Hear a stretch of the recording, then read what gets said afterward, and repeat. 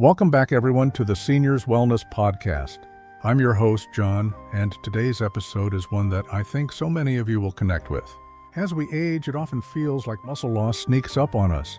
Maybe you've noticed it when you stand up from a chair a little slower than before, or when the stairs you used to climb without a second thought now feel like a small challenge. These moments remind us that strength is not something we can take for granted, especially after 60. But here's the inspiring part. Muscle loss does not have to be the end of independence or vitality. In fact, there are people who prove that strength can be preserved and even rebuilt long after most of us think it's too late. Our guest today is living proof of that. He is Japan's oldest practicing doctor who lived and worked well past 100 years old. He continued treating patients, writing, lecturing, and walking with purpose long after many of his peers had retired. His life is not only an incredible story of longevity, but also a masterclass in how we can all age with more strength and energy. Dr. Shigeaki Hinohara, it is an honor to have you on the podcast today. Thank you for being here. I want to begin with the question that's on everyone's mind. At your age, with so many decades behind you, how do you remain so strong, so resilient, and so capable of living with energy when most people half your age struggle? What's your secret? Thank you, John, for such a kind introduction. It is always a joy to share my experiences, especially with those who are entering their 60s and 70s and wondering how to stay strong. You see, most people think that after a certain age, strength can only be maintained with exercise, lifting weights, pushing the body, or hiring a personal trainer. But the truth is, the foundation of muscle health, especially after 60, is not exercise at all, it is food. The right food at the right time can do more for an aging body than hours in the gym, because food feeds the systems that exercise alone cannot repair. When we're younger, our bodies can handle stress. We can run, strain, and recover quickly. But as we grow older, recovery slows. Joints become more fragile and the risk of injury rises. For older adults, chasing strength through intense physical strain often backfires. But through food, through nourishment, we can achieve the same strength in a safer, more sustainable way. And in Japan, where I have observed elders living actively into their 90s and beyond, there are certain foods that act almost like medicine for the muscles. They improve circulation, deliver amino acids, and restore energy at the cellular level. Of all the foods I have studied, there is one ingredient I always recommend above the rest. It is simple, humble, and yet incredibly powerful. Fermented soybeans, or as we call them in Japan, natto. Now, many people outside Japan may not know natto. It has a sticky texture, a strong smell, and a unique taste that takes some getting used to. But inside this unusual food lies a complete profile of nutrients that older adults need. Natto is one of the few plant foods that contains all 9 essential amino acids, making it a complete protein. This means it can support muscle repair and rebuilding even when digestion has slowed, which is common as we age. Natto also carries vitamin K2, which plays a vital role in sending calcium to the bones instead of the arteries. That means stronger bones, less stiffness, and better support for muscles.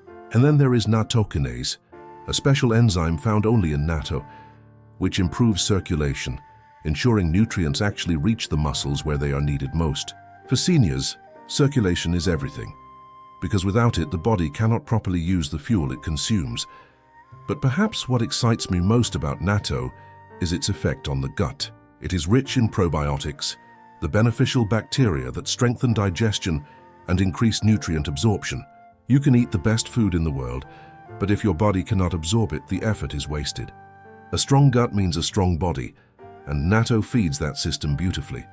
In my practice, I have seen elders in their 70s and 80s regain balance, reduce their risk of falls, and feel steadier on their feet simply by adding natto to their diet.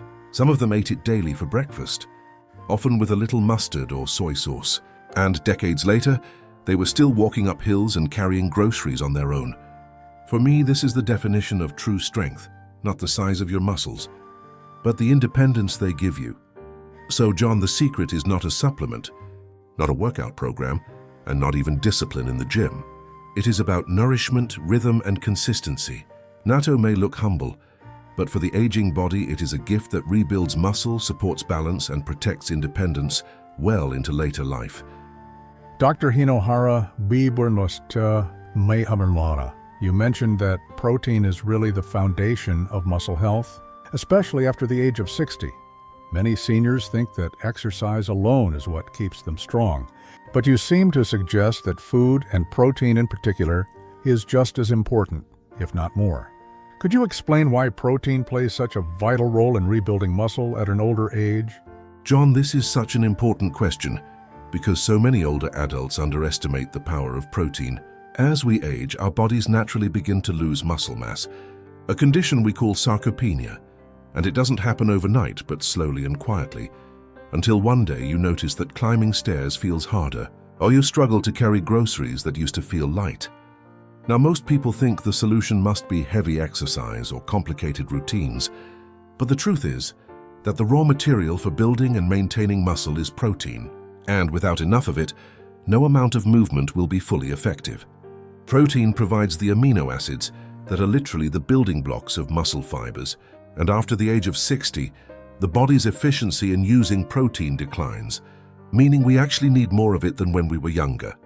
Imagine trying to repair a wall with bricks, but not having enough cement to hold them together.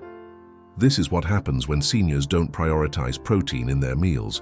What I've seen in my patients, and even in my own life, is that adding protein consistently changes everything. A small piece of grilled fish, a boiled egg, a bowl of tofu or miso soup, or even a handful of soybeans can make a profound difference. Many older adults in Japan live long lives, not because they run marathons, but because their diets quietly supply protein every single day. And over years, this consistency slows muscle decline dramatically. Another thing to understand is that protein doesn't just support muscles, it also helps maintain bone health, repair tissues, and even support immune function, all of which decline with age. Seniors who skip protein often experience fatigue, slower healing, and greater risk of falls because their muscles simply don't have the strength to stabilize them. I should also say, John, that eating protein is not about large meals or heavy portions. In fact, it is much more effective to spread protein evenly throughout the day. A little in breakfast, a little in lunch, and again at dinner gives the body a steady supply to work with. Pairing protein with simple movement, like a short walk or some light stretches, sends a signal to the body to actually use that protein for muscle rebuilding rather than letting it go to waste. When I wake up, I start with something small like miso soup with tofu, and I keep a routine that reminds my body every day that I still need strength for tomorrow. It is about consistency, not intensity. Protein becomes the quiet hero, the unseen helper that allows seniors to keep standing tall, to keep their independence, and to keep feeling capable long after the world expects them to slow down. Dr. Hinohara, in our earlier discussion, you spoke about protein being the foundation of strength in older age. But you've also said that sometimes the key is not in complicated programs or extreme diets, but in keeping things simple, focusing on just one ingredient or one habit. Could you expand on what you mean by the power of simplicity and how something as small as a single change can have such a big impact on seniors' health? John, simplicity is something I've come to value deeply, both as a physician and as someone who has lived more than a century. People often think they need to overhaul their entire lives to see results, but the truth is that it is the small and consistent habits that shape our health over time. When I talk about one ingredient or one habit, I mean choosing something so basic and repeating it daily until it becomes a natural part of your life. For seniors, that one ingredient is often protein because it addresses the root of muscle loss, but it could also be a single habit, like standing up and sitting down from a chair 10 times a day. These small actions don't feel overwhelming, and because they are simple, people actually stick with them. What I've observed over decades of practice is that when seniors try to adopt complex routines, they may be enthusiastic for a week or two, but eventually they stop because it feels like too much. On the other hand, when I ask them to add just one boiled egg to their breakfast every morning, they can do that without struggle. And when that becomes routine, the results are noticeable. Think about it this way.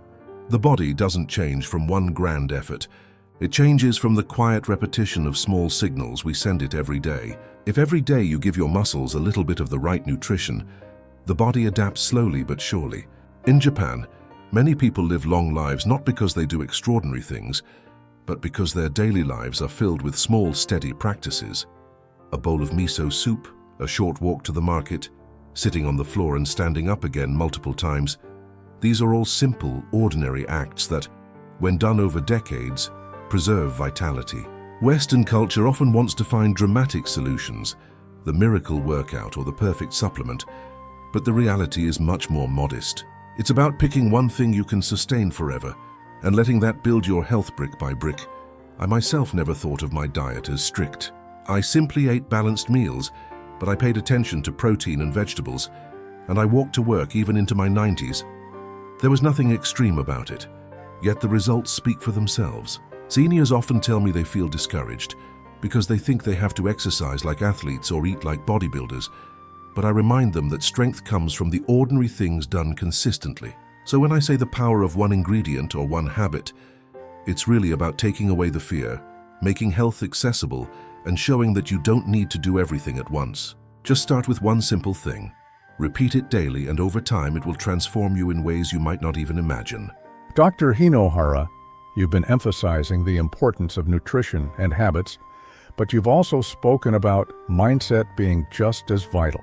Many seniors may not realize how their thoughts, attitudes, and sense of purpose affect their health as much as what they eat. Can you share why you believe mindset matters just as much as nutrition when it comes to aging well and preserving strength? John, I have treated patients for over 80 years, and one thing I have seen again and again is that the mind and body are not separate. When the mind begins to lose hope, the body quickly follows. But when the mind remains curious, engaged, and purposeful, the body finds ways to adapt and stay strong. Nutrition gives us the fuel, yes, but mindset determines how effectively that fuel is used. I often tell my patients that a person who eats a perfect diet but feels lonely, resentful, or without purpose will not enjoy health for long, while another who eats modestly but greets each day with curiosity and joy will thrive longer than anyone expects.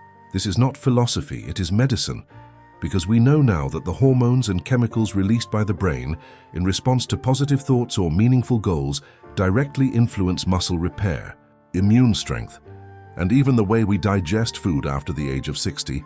Many people begin to believe they are no longer needed.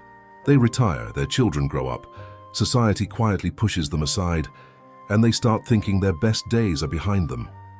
That belief alone can weaken the body more than any disease. But if you give an older person a reason to wake up, whether it's caring for a garden, teaching a skill to younger generations, or simply setting small goals each day, you will see their posture straighten, their energy rise, and even their appetite return. I myself never retired, because I believed that if I still had something to contribute, then my body would find the strength to let me continue. And it has. I have written books, given lectures, and treated patients well into my hundreds, not because my body is extraordinary, but because my mind never accepted the idea that my time was finished. Mindset also helps in making consistent choices. For example, when a senior believes I am too old to exercise or it's too late to rebuild muscle, they unconsciously stop trying, and then decline sets in rapidly. But when they believe my body is still capable of change, they begin to notice the small improvements, and those improvements encourage them to continue. That sense of possibility feeds motivation, and motivation keeps the habits alive. It's a cycle. I always encourage seniors to surround themselves with uplifting people, with music, with learning opportunities, because all these stimulate the brain, and a stimulated brain tells the body, stay alive, stay strong, stay ready for tomorrow. Nutrition and exercise provide the raw material, but mindset is the architect that decides what kind of structure you will build with it. Without the architect, the materials go to waste. This is why I say mindset matters just as much as nutrition. It keeps the body's engine running with purpose and direction, even in the later chapters of life. Dr. Hinohara, you often stress that it's not grand actions, but the small, consistent lifestyle habits that truly make a difference for seniors. Many people think they need to transform everything overnight, but you've spoken about how little steps compound over time. Could you explain why these small habits matter so much and how they can gradually build lasting strength and wellness? John, this is one of the most overlooked truths about healthy aging. People often imagine that health is built through big, dramatic changes, like suddenly joining a gym, adopting a strict diet, or taking new medications. But what I've seen over my lifetime is that the body responds not to occasional bursts of effort, but to what you repeat every single day. Small lifestyle habits, though they seem insignificant in the moment, compound like interest in a bank account. You may not notice the change in a week or even in a month, but over years they transform your strength, your mobility, and your outlook on life. For example, something as simple as walking around the block each day, even if it's just 10 minutes, might not seem like much. But if you do it consistently, your legs remain active, your circulation improves, and your balance stays sharp.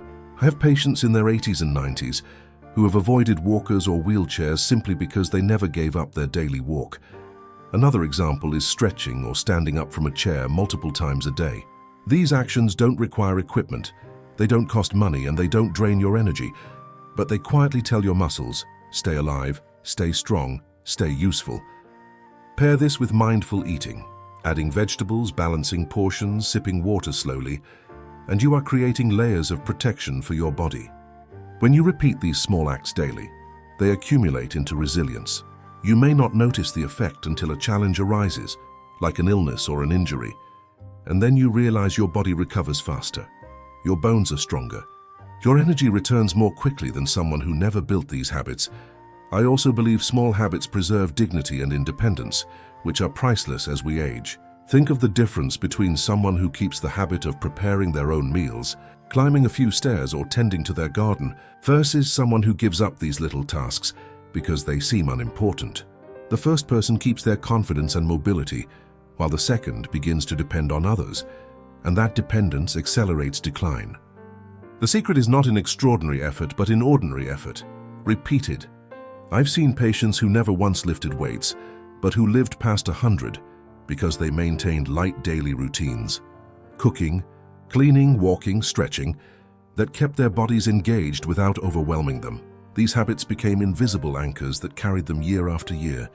So when I tell seniors about lifestyle habits, I urge them not to be discouraged by the size of the change. Do not worry about running marathons or lifting heavy weights. Instead, focus on the little things you can repeat without fail.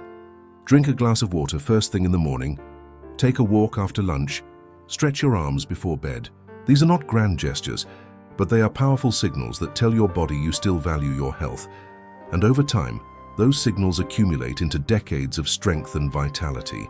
It is consistency, not intensity, that carries us into old age with grace.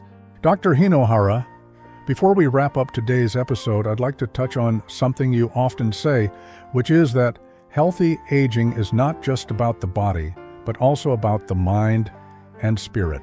You've lived more than a century with purpose, clarity, and optimism. How important is mindset in rebuilding and maintaining strength after 60? And what advice would you give to seniors who may feel discouraged or fearful about aging? John, I believe mindset is perhaps the most powerful ingredient of all, stronger even than food or exercise, because without the right mindset, people give up before they ever begin. If you see aging as a slow decline, if you believe your best years are behind you, your body listens to that message, and it responds by slowing down, by letting go. But if you see aging as another chapter, an opportunity to grow wiser, to nurture your health and to find meaning in every day, your body follows that instruction too. I've treated patients who at 60 already felt defeated, convinced that nothing they did could make a difference. And I've treated patients at 90 who approached life with curiosity and hope, and the difference in their health outcomes was astonishing. The 90-year-old with a positive mindset often recovered faster, adapted better, and maintained strength longer than someone 30 years younger who had already surrendered mentally. You see, muscles and bones can be nourished by food, but resilience is nourished by belief. When you wake up with a sense of purpose, when you still have something you look forward to, whether it's tending a garden, cooking a meal for loved ones, volunteering in your community, or even learning something new, you send powerful signals through your body. Stress hormones decrease, healing hormones increase, and suddenly your immune system and muscles begin to work in your favor. Even the act of smiling, laughing with friends, or practicing gratitude has measurable effects on circulation, digestion, and mental clarity. I've lived through wars, famine, earthquakes, and endless challenges, yet I never saw these hardships as reasons to give up. Instead, I viewed them as reminders that life is fragile and precious, and that every day is a chance to live fully. That perspective, I believe, has kept my heart strong and my legs moving well beyond 100 years. For seniors who feel discouraged, I would say this: begin with very small acts of hope. Place a flower by your bedside, call a friend, or cook yourself a nourishing meal. Do not wait for someone else to give your life meaning, because meaning comes from within. And understand this truth: your body listens closely to the words you speak to yourself. If you tell yourself you are weak, your body will comply. But if you tell yourself you are building strength, even in small ways, your body will rise to meet that belief. That is why I encourage seniors to speak kindly to themselves, to view aging not as the end but as a continuation, a chance to live with more intention than ever before. So yes, food and movement matter deeply, but without the right mindset, those things lose their power. With the right mindset, however, even modest changes, an extra spoon of sesame, a short daily walk, a moment of gratitude, become transformative.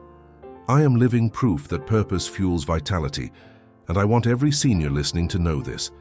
You are not finished, you are not too late, and your best days can still be ahead if you choose to see them that way.